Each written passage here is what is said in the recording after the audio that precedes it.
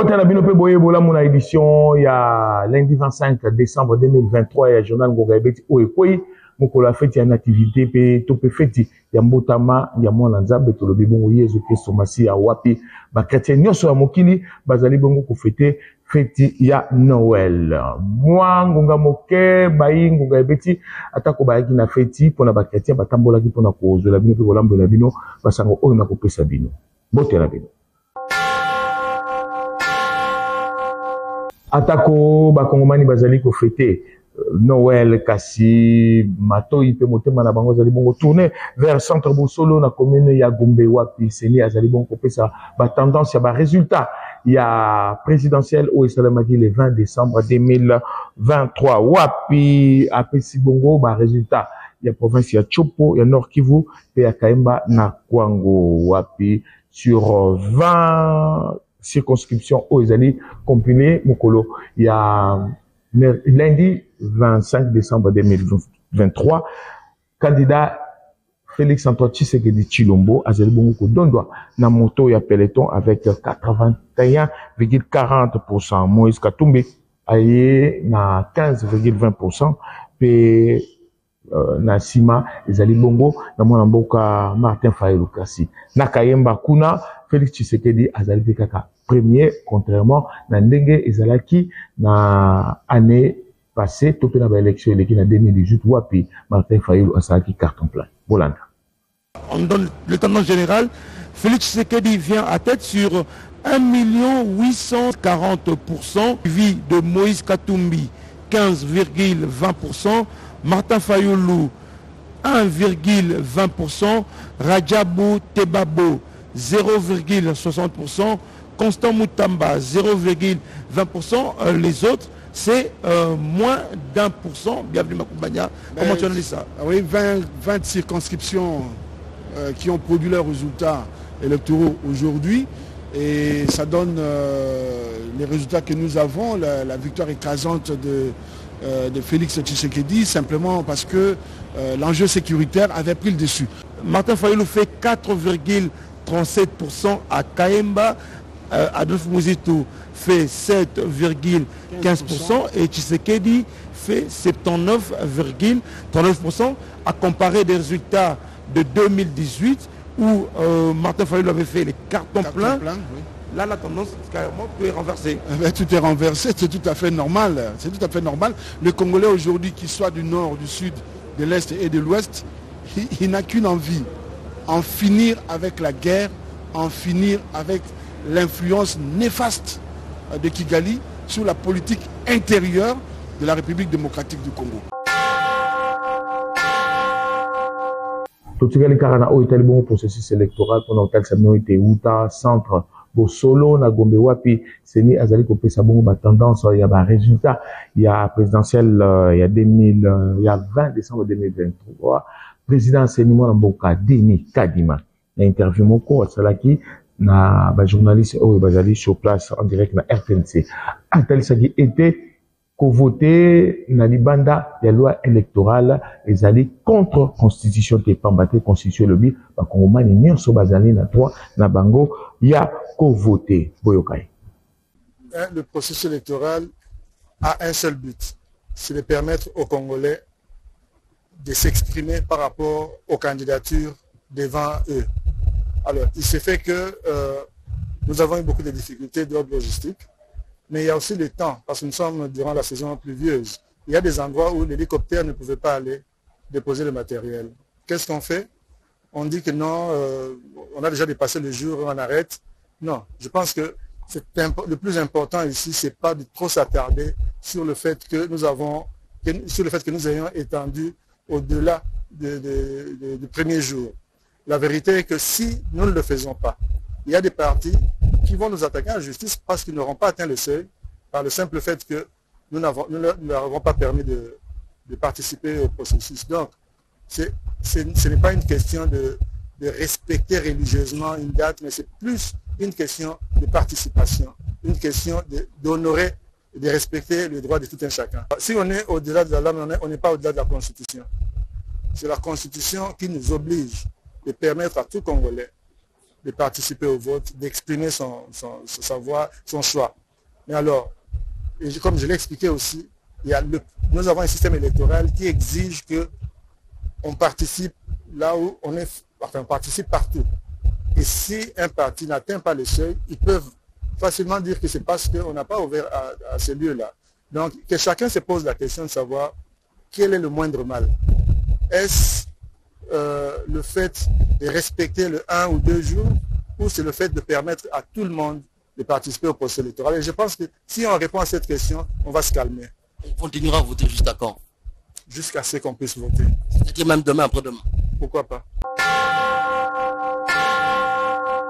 Kaka na interview à Salaki Bongo Uta, centre Bosolo na commune ya Gombe, président na Seni, mwana mboka Denis Kadima, atalisaki ete bato nyonso oyo ba mekaki bongo kosala nyamu na ba élection mingi kotupote machine ba ete ba ebite nini Seni etia na ba machine wana na ba enquête pe ba résultat e kopesa ebele ba kamwate bakozala sanctionné.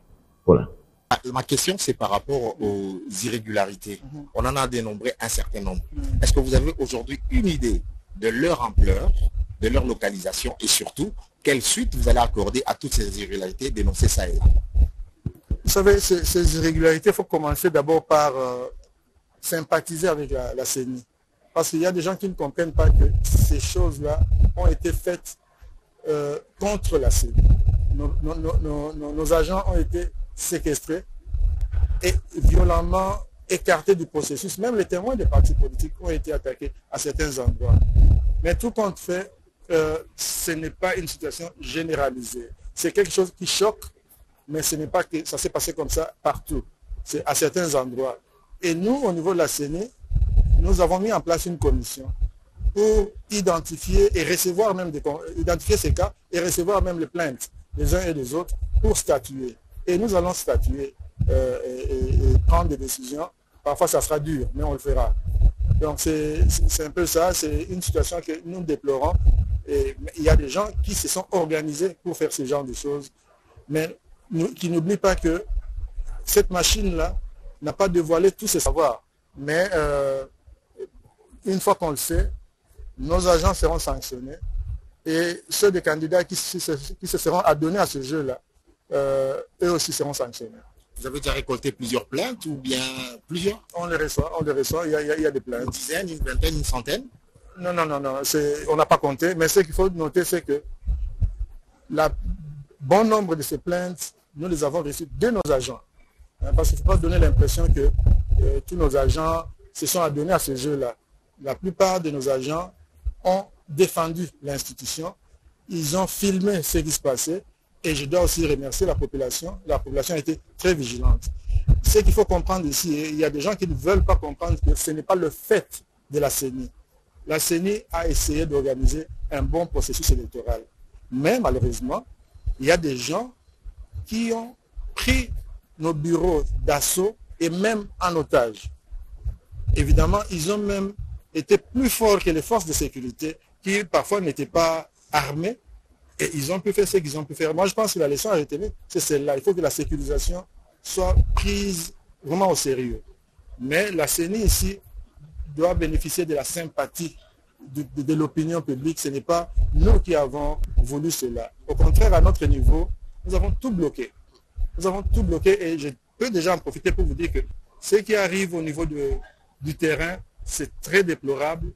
Mais c'est quelque chose que nous devons tous condamner. Nous devons travailler contre ce genre de pratiques, sinon les gens ne croiront plus aux élections. Ça chemine-t-on vers, on va dire, l'annulation peut-être de quelques résultats dans certaines circonscriptions? Ce n'est pas exclu qu'on annule certains résultats. Si, après nos enquêtes, j'ai dit que la machine, les gens ne savent pas ce que nous avons mis dans cette machine. Ils sont surpris. Donc, nous allons, si les faits s'avèrent à travers les tests que nous allons opérer, peut-être ça sera fait de façon aléatoire, nous allons sanctionner. Commissaire supérieur principal Dieudonné Kangambila, bon commandant, il y a la police, il y a le district, il y a Tchango. ye azali bongo kobetisa ngonga mpona koremercier bana ya ntiango nyonso na ndenge balekisi bongo maponome ya mercredi 20 décembre 2023 na kimia atako mwa banungunungu ya mike ezalaki wana ezalaki kamoko général bolanda eutaki na ngai te euti na bakonzi ya likolo mokonzi na commissaire provincial général Kilimbalimba apesaki bainstruction apesaki baconsigne apesaki baorientation to respecte yango tosaleli yango yango moni kimia mpo ezalaki ete avant pendant pe après tokoka kosécuriser processus électoral oyo eleka na kimia parce que toza na 4e expérience oyo eza 4e expérience kolandaka baconsigne bainstruction bakonzi baorientation mpe kokenda yango tosali oyo bomoni wana malgré quelques dérapages oyo ezalaki ne pas dit ni na bainsivi kuluna oyo tozalaki kokanisela mais plutôt na ba témoin oyo bazaki commis na ba différents centres ya vote et ba bureau de vote parce que bazako ya a un surnombre et pesa qui incompréhension na ba gens entre autres chefs de centre et chefs de bureau par ba lobby il faut 5 témoins par bureau ba témoin lobby il faut bisognos parce que bon c'est non bango alors moi mon boulot ezalaki me kimi ekotaki na o ma biloko ya mike ya bango la ba fait moko un peu négligé ou négligeable, mais dans l'ensemble, à 70%, et l'équipe, madame, on a un aspect sécuritaire. La commissariat de Béacham. Tout ça, il y a un embouteillage à la tête, tout le monde n'a pas embouteillage à la tête. Il y a une aire de pointe, mais à tout moment dégagé, et l'on a une bande de connexion. Oh, tout ça, il faut appuyer PC. On a un dispositif sécuritaire qui est un peu renforcé. Bande de Koyaleni, qui est en appui, bande de Campin Bayaki, donc bataillon Pembe qui est déployé en appui, l'ennemi qui est déployé en appui. Ils ont territorial, occupation point chaud. Et puis bon, et les Kineng et les Kia, la Kimia Penza. Moi, je vais mettre Rolex Nyengele, moko ya ba candidat na conseil municipal na commune ya Ntele, ya Betsingonga, on a kotalisa ete maponomi na ngambo na ye, tope na ngambo ya circonscription électorale na ye, elekaki malam. Boyo kaye na micro, ya Patrick Lusara.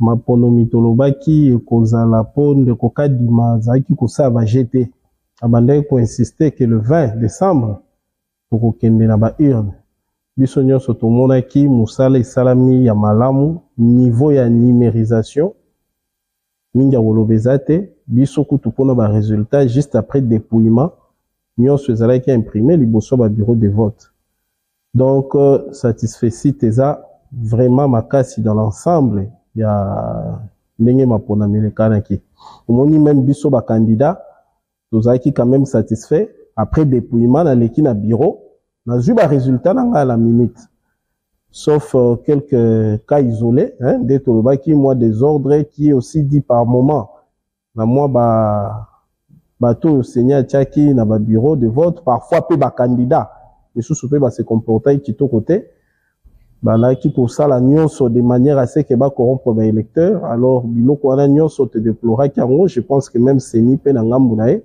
a déplora ki comportement wana alors na o etali ngai na circonscription na ngai na commune Ntele en tout cas il faut na tonda quand même ba Ntelois pe ba Nteloise ma tondi mingi na ndenge bovotaki nga bozo imaginer que nazwaki ba voiti na village Kindundu nazwaki ba voiti na village Lau awa pe tozui ba voiti na île Bambu pardon donc pour la kolobake sans compter Mpasa 1 sans compter Mikonga Bibois Sikotra Lokali Baumbu 1 Baumbu 2 tout ça qui colle les pêcheurs Mikala 1 Mikala 2 en tout cas na tondi ba électeur nanga matondi mingi tozo zelao ya biso musala to salaki na area résultat balantele tolobaki choix bokosala eza choix ko kamba biso pendant 5 ans na bandi déjà ko yebisa bino bosali choix malamu ya mbalo sikoyo bokomona ndenge musala ya kolobela population ezalaka toko sala yango ndenge balobaka penza ndenge mukanda epesi biso ba prérogative toyebisaki bino bopesa biso immunité biso topesa bino ba droit na bino ndenge ezaleli sikoyo bokomona nde toko travailler na kopesa banteloise na bantelois en tout cas ba joyeux Noël tokota penza mbulo ya sikeko ya 2024 na beauté tokota ngo na souci ya ko développer commune na biso ya Ntsele. En tout cas objectif ezala moko Ntsele d'abord souci ya liboso Ntsele fwe bonga. En tout cas message na kopesa na bantseloise na bantseloa yango wana.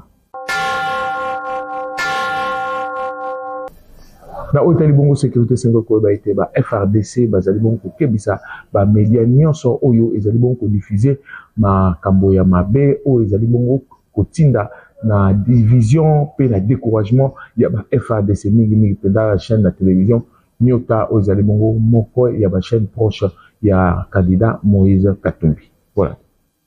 Depuis un certain temps, Nyota Télévision et certains autres médias à la solde de l'ennemi diffusent des informations montées de toutes pièces par ces derniers pour déstabiliser, démoraliser et diviser l'armée, les forces armées de la République démocratique du Congo, tout en rappelant le caractère apolitique de l'armée, demande à ces médias de s'abstenir d'intoxiquer les militaires et de mêler les FARDC à des fins politiciennes.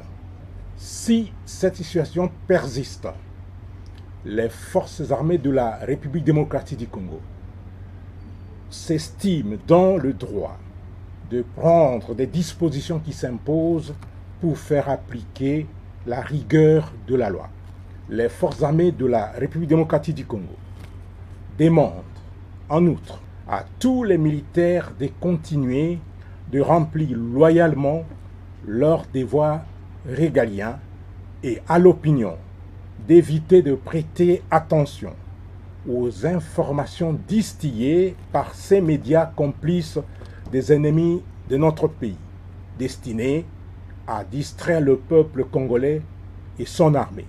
Le chef d'état-major général des forces armées de la République démocratique du Congo, le chef de la maison militaire du chef de l'État et toutes les autorités militaires de notre pays assument avec responsabilité, chacun dans sa sphère d'action, les charges leur confiées par le président de la République Félix Antoine Tshisekedi Tshilombo, chef de l'État, commandant suprême des forces armées de la République démocratique du Congo. Vraiment que moko esalaki bongo accident na ketcha na likolo ya so de monton na niveau ya bitabe tozwani wana na ngambo ya Tchango yango ekreaki bongo embouteillage makasi. Judex Makengo abetingo. Baloba 99 jours pour la moyibi, un jour pour na kolo eloko yango o esamaki samedi 23 décembre au sur boulevard Mumba na ngambo ya district ya Tchango. Wapi motuka moko ya remorque emataki likolo ya so de mouton ya bitabe eloko boulamatari abeta sete makasi motuka moko te ya monene ekoki koleka likolo ya so de mouton. Malchance pour na remorque oyo alekaka na ye kasi tala aye kosuka na kotuta ketch etikalaki moke e baluka kino na seni. Akangami matondi na la police po batiaki sécurité na biloko oyo ezalaki na kati ya motuka sino te miyibi bazalaki a 0 mètre pona kolimisa biloko nyonso wana. Esalaki mama na embouteillage esengelaki ye moko l'homme du terrain mokambi ya la police ya Tchango Dieudonné Kangambila akita sur place pona kolongola embouteillage pe kotia nyonso na molongo. Boyoka ngunga. Maintenant, ça a été catastrophique. C'est une triste réalité. Nous sommes à Bitabe. Heureusement que le colonel est là. Si le colonel n'était pas là, maintenant, on allait assister à un pillage vraiment extraordinaire. Les Congolais sont toujours prêts. Il y a un accident. C'est compliqué. Bakumbi mituka boye bakotosa bibeko ya leta code de la route ezali na motuya makasi na nzela neti boye soki remorque oyo ekweki tina se milimo ya batu boni elingaki kubunga esengeli penza kotia ba mesure ya makasi pona mituka ya minene oyo elekaka likolo ya so de mouton ngonga ebeti.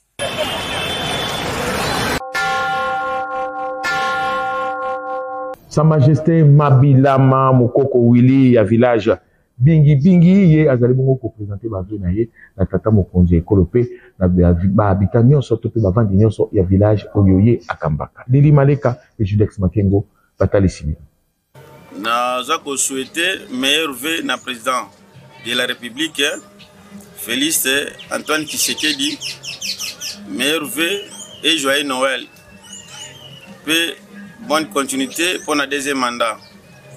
Nous avons souhaité meilleur vœu et joyeux Noël na ba autorité coutumière nyonso ya ville province Kinshasa na kati ya ANATC, membre de l'ANATC. Nous avons souhaité ba habitants nanga ya village Bingi Bingi joyeux Noël et meilleur vœu. Ba fêter na kimia, mais nous avons informé opinion que village Bingi Bingi eza na kimia. Nous avons informé et nous avons mettre en garde les politiques, les mboka que tolingi kimia na kata ville province Kinshasa, tolingi population fêter na kimia, biso ba autorité coutumière, tolingi kimia na ville province Kinshasa, tolingi mobulute na kati ya tandonyon so ya ville province Kinshasa nord est et sud, tolingi makilate, tolingi liwate. Tozoke bisakaka ke tolingi mobulute feti ele kamalamu kimia soki ba oyo bakoyoka biso ba autorité coutumière na o tozoloba biso tozali ba représentant ya bakoko o tozoloba yango esalamaka tolingi mobulute oyo akozala na makanisi ya mobulu akokutana na bakoko pe na nzambe. Ngonga Ebeti, ça qui bon constat mokolo ya lundi 25 décembre 2023 dans centre-ville Wapi population ezalaki na ndako mingi ba chrétien pour na fêter Noël. Lili Maleka et Judex Makengo bazongi lisusu pour na kotalisa bino. Uta Noël ezala awa na Congo démocratique mbala ya liboso Noël ya boye eleka.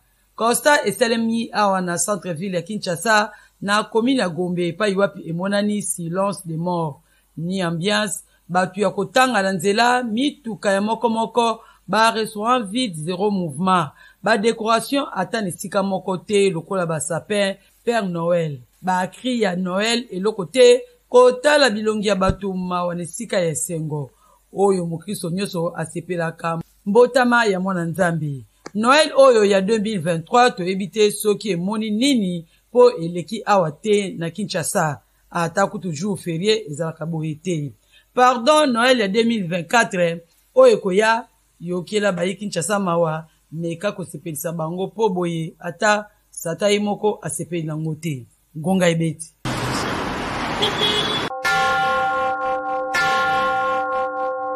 Mwana mboka Filo Chinguta moko na kati ya rédaction ya Ngonga Ebeti ye andimaki bongo kosala suite ya vinaye elongo na papa Willy Pongo oyo a komi désormais mulungani na ye na miso ya nzambe na miso ya baboti pe na miso ya leta. Voilà.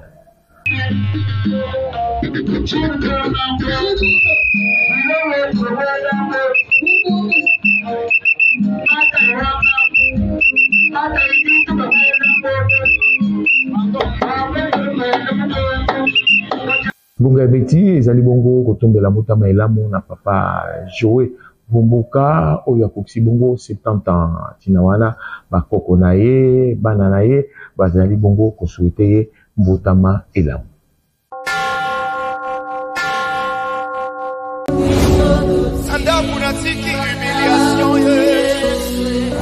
À la rencontre de Jésus-Christ, deuxième édition. Venez nombreux à la rencontre de Jésus-Christ, deuxième édition. Boutou ya maombi, boutou ya adoration. Yo muto vandi nzamba batelo ko banda mois de janvier, to comme na mois de décembre. Ndeko nanga na bengi suyo ya kato gumba mela kolo. Une seule nuit, un moment d'intimité, un moment de prosternation face contre terre devant celui qui vit à jamais, Jésus-Christ de Nazareth. Nzambe balukakae. À la rencontre de Jésus-Christ, deuxième édition.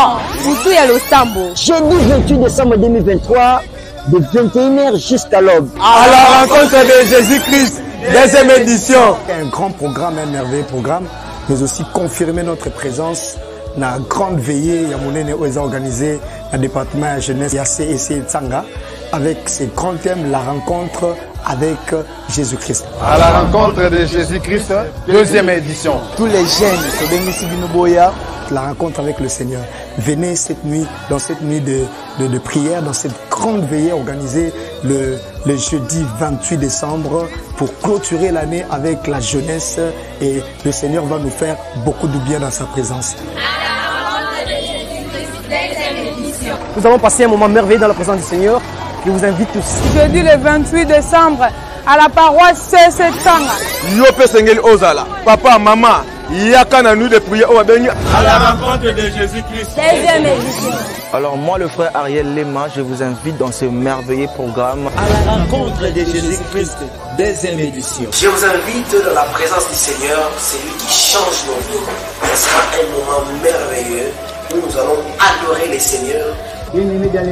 Alors faites un effort d'être là, nous allons adorer le Seigneur. Ne manquez pas une activité qui va tellement nous bénir. Votre frère adorateur Abednego et aux ans de musique, nous serons là. Galf Musique aussi sera là. Nous serons là. Yakana Tsanga, oko découvrir nyoso za nango posa. Biso tokozala. Bongo yo. Le 28 décembre, Nzambe balukaka e. Nous sommes sur l'avenue Mbanzantsund numéro 52. 54, quartier Baoumou dans la commune de Kimbantseke. Référence, route cimetière, arrêt RFI. Venez à la rencontre du Seigneur Jésus-Christ et c'est lui qui va vous conduire vers votre destinée. Que le Seigneur vous bénisse. Moi-même, le pasteur Thierry Mbala, je serai là comme orateur et je sais que Dieu va nous faire beaucoup de bien. Soyez donc le bienvenu. Awande na Zundingisa Kosuksa édition, il y a lundi 25 décembre 2023.